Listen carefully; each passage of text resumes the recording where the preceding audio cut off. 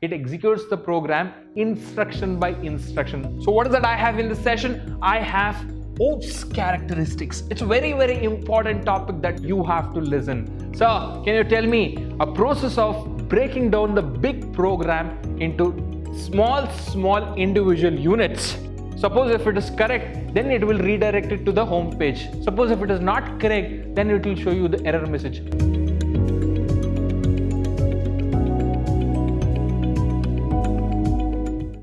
Hello everyone, I welcome all of you to the second session on object-oriented programming. Yes, guys, what is that I have discussed in the last session? Let's have a recap and then we'll start. So guys, I started with what is programming. Yes or no? Yes, we started with what is programming. You understood what is programming. Then after that, we studied different types of programming. What is the different types of programming? The first one is procedural programming, and the second one is structural programming, and the last one is object-oriented programming. So fine, what is that I have to remember with respect to the procedural programming? So guys, it executes the instructions first. So that is what you have to remember. It executes the instruction first. It executes the program instruction by instruction. That is the one more point you have to remember. So fine, after that, it exactly works like an algorithm. And also the major thing that you have to remember is, please understand, so guys, it increases the complexity. And also it increases the length of the program.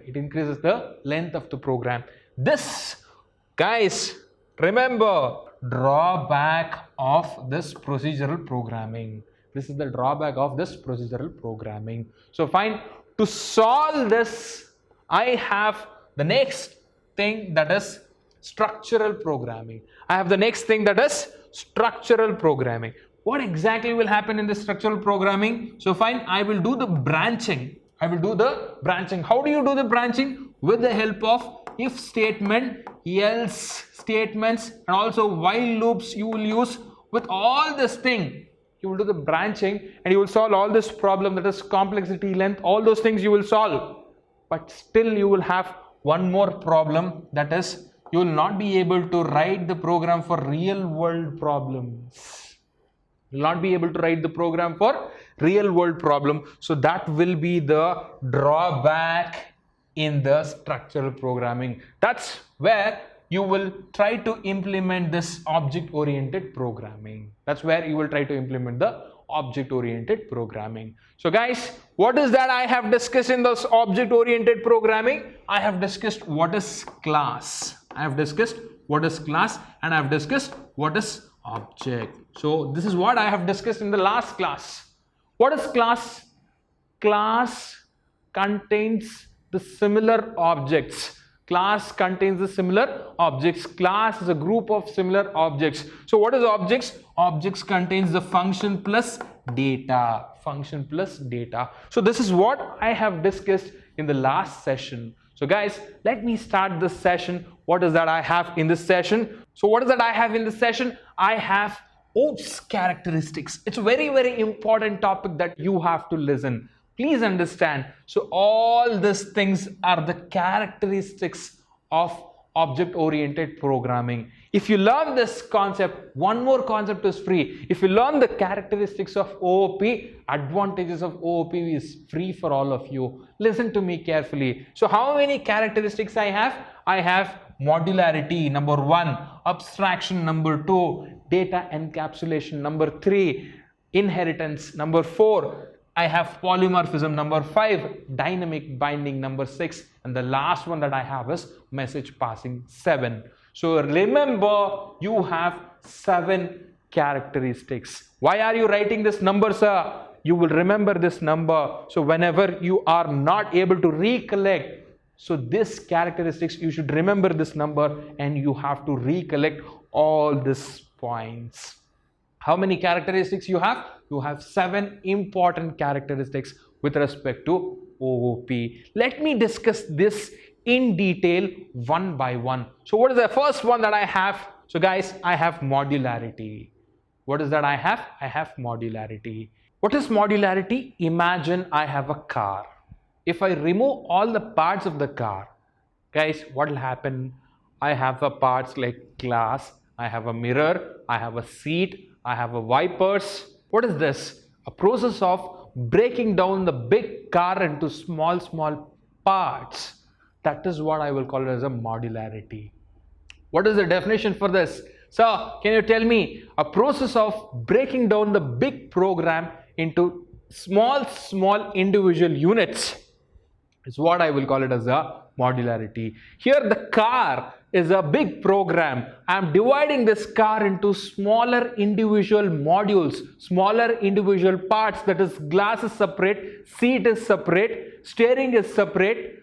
Guys, this is what I will call it as a modularity. The process of breaking down the complex big program into small modules is what I will call it as a modularity. What is the next topic that I have? I have abstraction. What is this abstraction, sir? The process of hiding the unwanted information is what I will call it as an abstraction. What is that? A process of hiding in the sense you are not showing the details, you are hiding the unwanted information from the user. So that is what I will call it as a abstraction. What exactly is this, sir? Can you tell me in detail with an example? Imagine all of you will use the Facebook. All of you will use the Facebook. Why should I imagine, sir? Daily I will use Facebook for 3 hours. Yes, okay sir, no problem. Use it, okay? But listen to my example. You have to log in to your Facebook account. What will happen? Before you log in, you have to enter your user ID. You have to enter your password. What will happen after that? You will press login button. If you press login button, what will happen? Do you know? No. Why do I know, sir? This is very important. Understand here. So when you enter your user ID and password, this user ID and password will go to the server, Facebook server. Do you know how it goes? Do you know how exactly your user ID and password is being matched with the database? Suppose if it is correct, then it will redirect it to the home page. Suppose if it is not correct, then it will show you the error message. So what is the process which is happening at the back? Do you know all these things? Why should I know, sir? Come on, this is the point that you should know. So if you don't want that to know, so that is the process of abstraction. I am hiding the unwanted information, so that I don't have to know that. That is why it is unwanted. So I am hiding it from you. So that process is what I will call it as a abstraction. Imagine if I show you all those things, if the auto drivers, if the people, those who are working, all the people, those who have not studied this, if they see all these things, definitely they will not use the Facebook from tomorrow. That is the reason that we are hiding the unwanted information. Imagine you are trying to drive the car. Do you know how exactly the clutch is working? How exactly the gear is getting shifted? Do you know why should you press the clutch before you put the gear? How exactly it is working? Do you know that? But you know how to drive the car. Yes or no? So why should I know, sir, how exactly it is working? So this is what I will call it as a abstraction. This is what I will call it as a abstraction. So what is the next one that I have? Data encapsulation. Guys, it's very simple. I have 60 students. I have 60 students. I have the 60 students in all the different 4 floors, but I have to take the class. Can I go to all the 4 floors and teach randomly? No, it is not possible. At a time, I cannot teach all the 60 students, those who are there in different floors. So what I will do, I will ask everybody to come to one single room. All of them, I will treat it as data. All of them, I will treat them as data. I'm wrapping up them into one single unit. That is one classroom. The process of wrapping up of all the students, all the data. Students are nothing but data in this situation. So I'm asking all the students to come to one classroom. This classroom is a single unit. The classroom is a single unit. Understand this statement now. Wrapping up of the data into single unit is what I will call it as a data encapsulation. The process of wrapping up of the data into a single unit is what I will call it as a data encapsulation. So guys, so this is one more characteristics that you should remember. What is the next one that we have? Inheritance. Very beautiful. Whenever this topic comes to my mind, I feel very happy. Why, sir? Because my grandfather has a property. My grandfather has a property. That property will be given to my father. So whatever the property that my father has got, along with that he has got my grandfather property. So put together whatever he has got, he will give it to me. So that's why I feel happy. This process is what I will call it as inheritance. Inheritance. What is that? So you are inheriting the property from the base class to the subclass. The process of inheriting the property from the base class to the subclass is what I will call it as a inheritance. So guys, why should I have this inheritance? This inheritance will help me to reuse the code. This inheritance will help me to reuse the code. So this is one of the advantage that I have with respect to the inheritance. This is all about the inheritance. Moving on to the next one, polymorphism. This is not polymorphism, this is polymorphism. What is this polymorphism? Poly in the sense many. Poly in the sense what? Many. Morphism in the sense what? Forms. Morphism in the sense what? Forms. Many forms. One single object acts differently in different situation based on the parameters. We did not understood, sir. What did you say? Imagine I'm the barber now. Imagine I'm the barber now. 3 people will come. First, a small kid will come. I have to do the haircut for that kid. I have to do the haircut for that kid. So I have to do the different haircut for the kid. I cannot do the same thing like how I will do the adult, right? So I will do the haircut for the kid. I will send that kid. Then one handsome hunk will come, like, he's going to the college. He will tell me, so slope cutting should be there, the spikes should be there, all those things he will tell. I have to do the different haircut for that guy.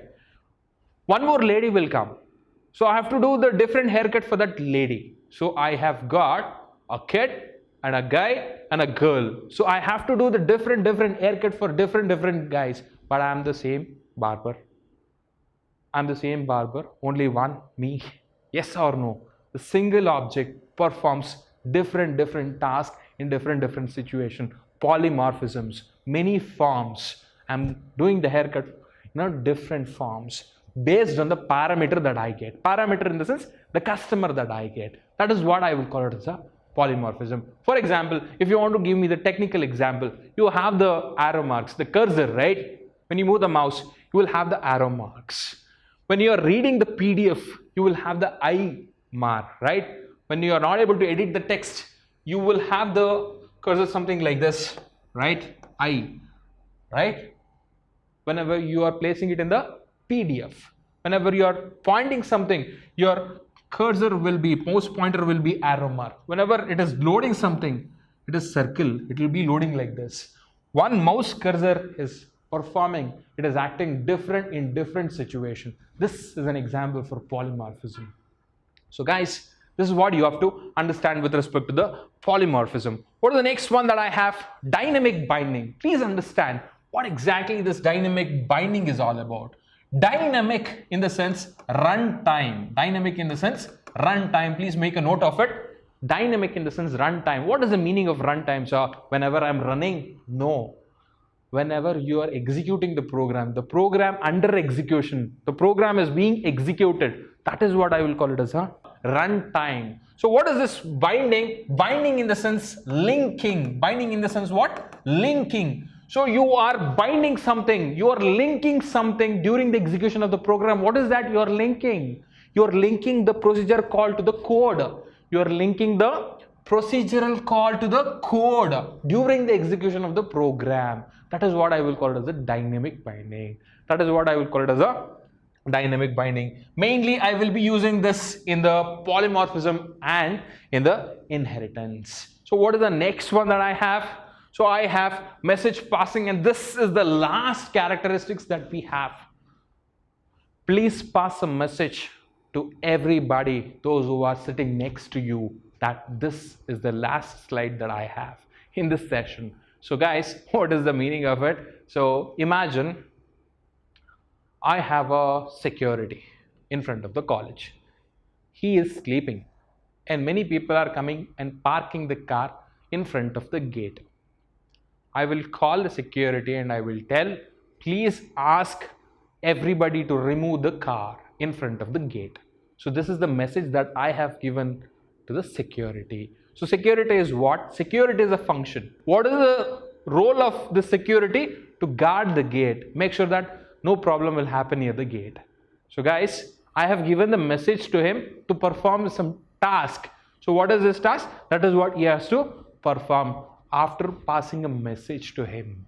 After passing a message to him. If I want to perform any action, if I want to invoke any object, if I want to invoke any function, invoke in the sense I am asking him to perform that task. That is what I will call it as a invoke. I am initiating it. I am starting it by sending a message to him.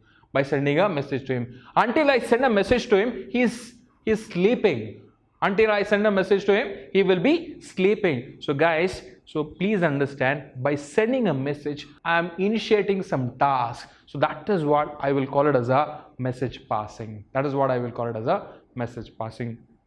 By this, I have come to an end of this session. So guys, please keep waiting for me till I come in the next session. Go through this concepts, very, very important for all of you. So I have something important and interesting in the coming session. Do watch and share. Thank you very much. Till then, take care. Bye bye.